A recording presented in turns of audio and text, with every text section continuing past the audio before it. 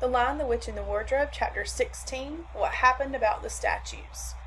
"What an extraordinary place!" cried Lucy. "All those stone animals and people, too. It's like a museum."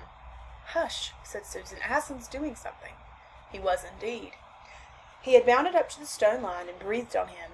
Then, without waiting a moment, he whisked around, almost as if he had been a cat chasing its tail, and breathed also on the stone dwarf, which, as you remember, was standing a few feet from the lion with his back to it. Then he pounced on a tall stone dryad which stood beyond the dwarf, turned rapidly aside to deal with a stone rabbit on his right, and rushed on to two centaurs. But at that moment Lucy said, "Oh, Susan, look at the lion!" I expect you've seen someone put a lighted match to a bit of newspaper which is propped up in a grate against an unlit fire, and for a second nothing seems to have happened, and then you notice a tiny streak of flame creeping along the edge of the newspaper. It was like that now. For a second after Aslan had breathed upon him, the stone lion looked just the same. Then a tiny streak of gold began to run along his white marble back. Then it spread. Then the color seemed to lick all over him as the flame licks all over the bit of paper. Then, while his hindquarters were still obviously stone, the lion shook his mane, and all the heavy stone folds rippled into living hair. Then he opened a great red mouth, warm and living, and gave a prodigious yawn. And now his hind legs had come to life. He lifted one of them and scratched himself. Then, having caught sight of Aslan, he went bounding after him and frisking round him, whimpering with delight, and jumping up to lick his face. Of course the children's eyes turned to follow the lion, but the sight they saw was so wonderful that they soon forgot about him. Everywhere the statues were coming to life. The courtyard looked no longer like a museum. It looked more like a zoo. Creatures were running after Aslan and dancing round him till he was almost hidden in the crowd. Instead of all that deadly white, the courtyard was now a blaze of colors. Glossy chestnut sides of centaurs, indigo horns of unicorns, dazzling plumage of birds, ruddy brown of foxes, dogs, and satyrs, yellow stockings and crimson hoods of dwarfs, and the birch girls in silver, and the beech girls in fresh transparent green, and the larch girls in green so bright that it was almost yellow. And instead of the deadly silence, the whole place rang with the sound of happy roarings, brayings, yelpings, barkings, squealings, cooings, neighings, stampings, shouts, hurrahs, songs, and laughter. "Oh," said Susan in a different tone, "look! Is it safe?" Lucy looked and saw that Aslan had just breathed on the feet of a stone giant. "It's all right," shouted Aslan joyously. "Once the feet are put right, all the rest of him will follow." "That wasn't exactly what I meant," whispered Susan to Lucy. But it was too late to do anything about it now, even if Aslan would have listened to her. The change was already creeping up the giant's legs. Now he was moving his feet. A moment later he lifted his club off his shoulder, rubbed his eyes, and said, "Bless me, I must have been asleep. Now, where's that dratted little witch that was running about on the ground? Somewhere just by my feet it was." But when everyone had shouted up to him to explain what had really happened, and when the giant had put his hand to his ear and got them to repeat it all again so that at last he understood, then he bowed down till his head was no further off the top of a haystack, and touched his cap repeatedly to Aslan, beaming all over his honest ugly face. Giants of any sort are now so rare in England, and so few giants are good-tempered, that 10 to 1 you have never seen a giant when his face is beaming. It's a sight well worth looking at. "Now for the inside of this house," said Aslan. "Look alive, everyone. Upstairs and downstairs and in my lady's chamber, leave no corner unsearched. You never know where some poor prisoner may be concealed." And into the interior they all rushed, and for several minutes the whole of that dark, horrible, fusty old castle echoed with the opening of windows and everyone's voices crying out at once, "Don't forget the dungeons. Give us a hand with the door. Here's another little winding stair. Oh, I say, here's a poor kangaroo. Call Aslan. Phew! How it smells in here. Look out for trap doors. Up here, there's a whole lot more on the landing." But the best of all was when Lucy came rushing upstairs, shouting out, "Aslan, Aslan, I've found Mr. Tumnus. Oh, do come quick." A moment later, Lucy and the little fawn were holding each other by both hands and dancing round and round for joy. The little chap was none the worse for having been a statue, and was, of course, very interested in all that she had to tell him. But at last the ransacking of the witch's fortress was ended. The whole castle stood empty, with every door and every window open, and the light and the sweet spring air flooding into all the dark and evil places which needed them so badly. The whole crowd of liberated statues surged back into the courtyard, and it was then that someone, Tumnus, I think, first said, "But how are we going to get out?" For Aslan had got in by a jump, and the gates were still locked. "That'll be all right," said Aslan. And then, rising on his hind legs, he bawled up at the giant.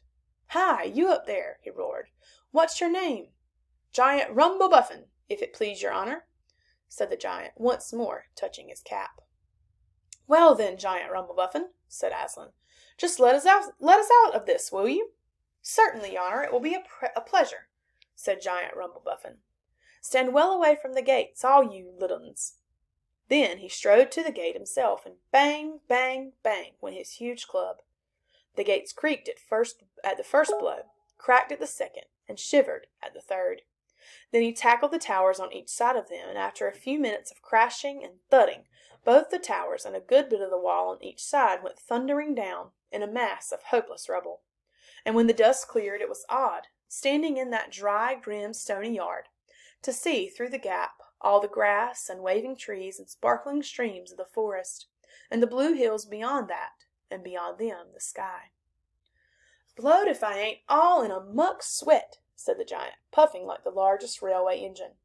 "Comes of being out of condition. I suppose neither of you young ladies has such a thing as a pocket-handkerchief about you?" "Yes, I have," said Lucy, standing on tiptoes and holding her handkerchief up as far as she could reach.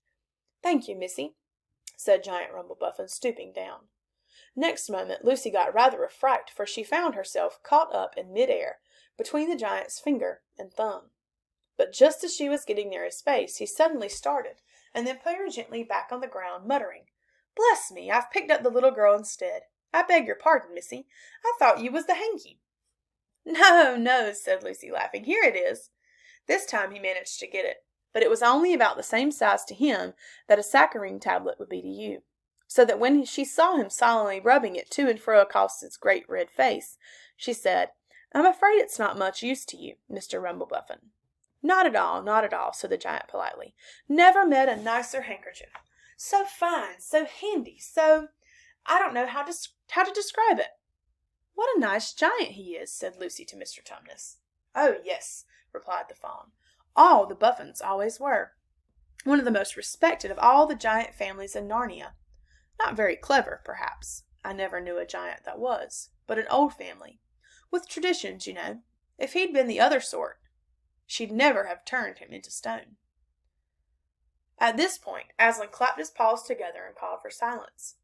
"Our day's work is not yet over," he said, "and if the witch is to be finally defeated before bedtime, we must find the battle at once." "And join in, I hope, sir," added the largest of the centaurs. "Of course," said Aslan. "And now, those who can't keep up, that is, children, dwarfs, and small animals, must ride on the backs of those who can, that is, lions, centaurs, unicorns, horses, giants, and eagles. Those who are good with their noses must come in front with us lions to smell out where the battle is. Look lively and sort yourselves." And with a great deal of bustle and cheering they did. The most pleased of the lot was the other lion, who kept running about everywhere, pretending to be very busy, but really in order to say to everyone he met, "Did you hear what he said? Us lions. That means him and me. Us lions. That's what I like about Aslan. No side, no standoffishness. Us lions. That meant him and me." At least he went on saying this till Aslan had loaded him up with 3 dwarfs, 1 dryad, 2 rabbits, and a hedgehog. That steadied him a bit.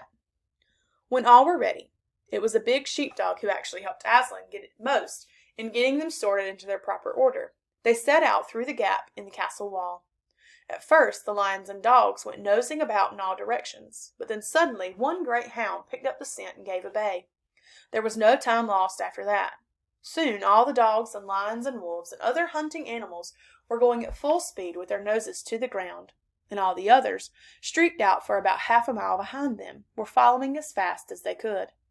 The noise was like an English fox hunt, only better, because every now and then, when the music of the hounds was mixed, the roar of the other lion, and sometimes the far deeper and more awful roar of Aslan himself. Faster and faster they went, as the scent became easier and easier to follow. And then, just as they came to the last curve in a narrow, winding valley, Lucy heard above all these noises another noise, a different one, which gave her a queer feeling inside. It was a noise of shouts and shrieks and of the clashing of metal against metal. Then they came out of the narrow valley, and at once she saw the reason. There stood Peter and Edmund and all the rest of Aslan's army, fighting desperately against the crowd of horrible creatures whom she had seen last night. Only now, in the daylight, they looked even stranger and more evil and more deformed.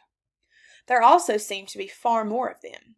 Peter's army, which had their backs to her, looked terribly few, and there were statues dotted all over the battlefield, so apparently the witch had been using her wand. But she did not seem to be using it now. She was fighting with her stone knife. It was Peter she was fighting, both of them going at it so hard that Lucy could hardly make out what was happening. She only saw the stone knife and Peter's sword flashing so quickly that they looked like 3 knives and 3 swords. That pair were in the center. On each side the line stretched out. Horrible things were happening wherever she looked. "Off my back, children," shouted Aslan, and they both tumbled off.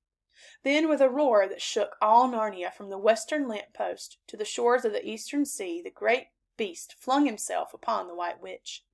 Lucy saw her face lifted towards him for 1 second, with an expression of terror and amazement. The lion and the witch had rolled over together, but with the witch underneath. And at the same moment all warlike creatures whom Aslan had led from the witch's house rushed madly on the enemy lines. Dwarfs with their battle-axes, dogs with teeth, the giant with his club, and his feet also crushed dozens of the foe. Unicorns with their horns, centaurs with swords and hoofs, and Peter's tired army cheered, and the newcomers roared, and the enemy squealed and gibbered, till the wood re-echoed with the din of that onset.